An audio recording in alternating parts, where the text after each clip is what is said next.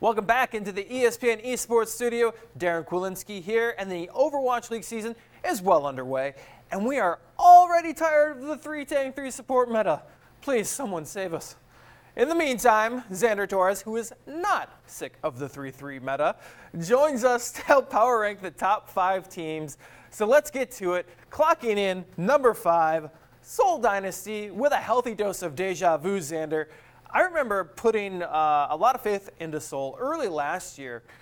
Around this time, sell me on them. Why do we got them at number 5? Why should we believe? Well, last year we gave Seoul a lot of credit because, they were the Lunatic High boys. They did everything. They always came back in their series. We thought that would transfer over to Overwatch League. It didn't really work out. They never made a stage playoffs. They didn't even make the overall playoffs. It was a rough year for Seoul. I think when you look at them this year, you have to really look at how they refined their roster. You have Michelle, who came in from the Chinese region as a Korean player. You have Jexay, who came in to replace Toby on the secondary healer, Lucio, to complement Ryu Jae Hong. I think that those two additions in particular really added a lot to their team. And while some people might be sick of the 3-3 meta, Seoul has actually been pretty good at balancing it with Michelle and Jexay in particular. Michelle has offered a lot, not only as a tank player, but also as a Sombra player. In this meta, we see a lot of Sombra countering goats, and if your off tank can play Sombra, or if your tank can play Sombra, you have so many more options, and you can do so much more. And same with Jexay. Jexay is just on another level of Lucio play, and you always want the perfect Lucio player in this meta. He needs to be able to hide from EMPs. He needs to be able to use the sound barrier when they've got his team caught in a graviton.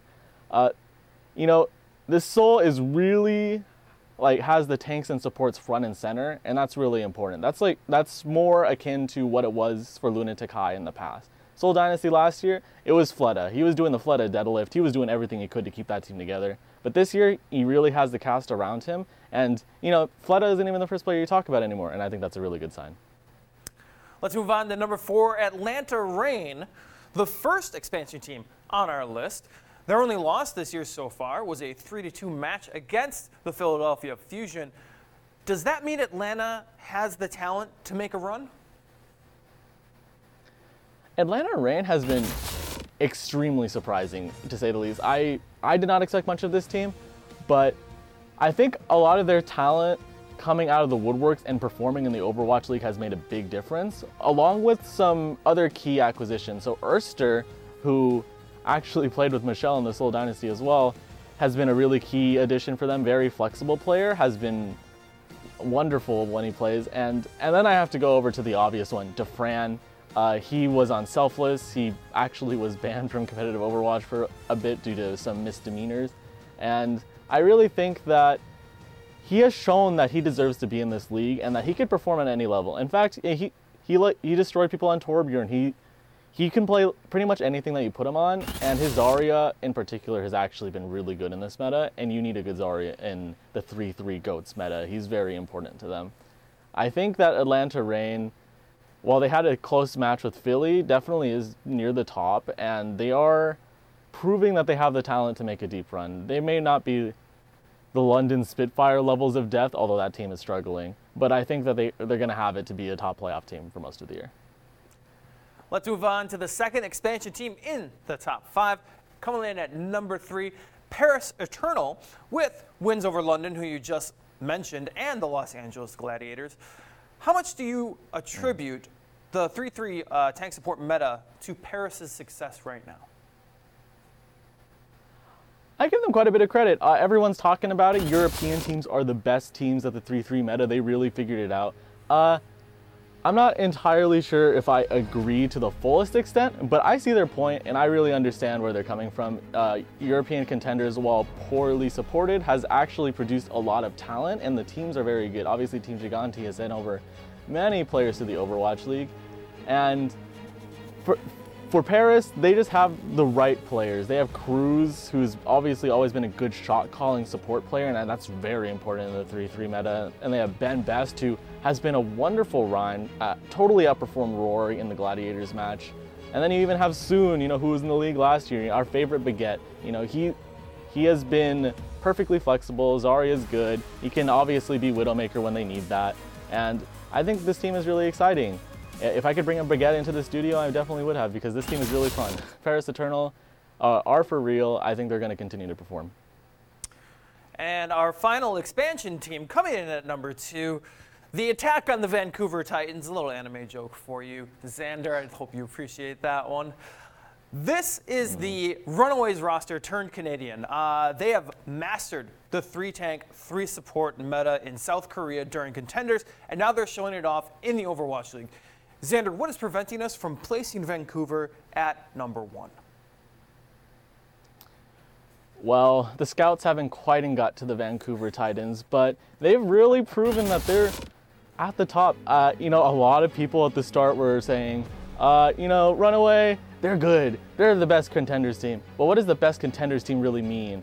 I think that proves that the best Korean Contenders team is definitely at the top of the Overwatch League. Vancouver's actually had some good matches. Their match with the San Francisco Shock was extremely close.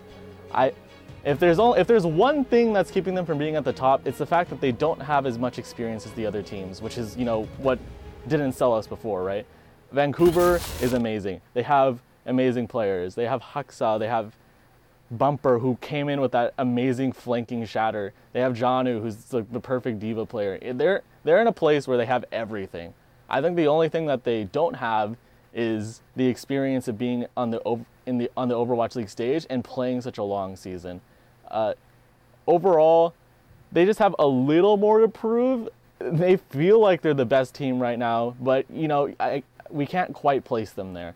It's gonna be up to them to really prove it over the long term. I think they can, but we'll have to see. And speaking of long season, a team that has gone through the long season already claims number 1, the New York Excelsior, the old favorites. When we eventually do break off the current meta, Xander, hopefully soon, NYXL has enough diversity in its players to not skip a beat, right? Yeah, New York made some pretty key acquisitions, but then also their main lineup is just insane. It's weird because maybe individually, when you look at their players, they're all top-of-the-line players, and maybe they aren't the dream team you make. However, in the regular season, they're just untouchable. I think that they do have the necessary diversity to survive pretty much any meta with their current tank line. And when you go to their DPS players, you know, you have Sebubi, Pine, you have those guys, etc. They can perform, you know, pretty much no matter what you give them. It doesn't matter. Sebubi's an amazing Tracer, he's an amazing Widowmaker, but he's an amazing Brigitte.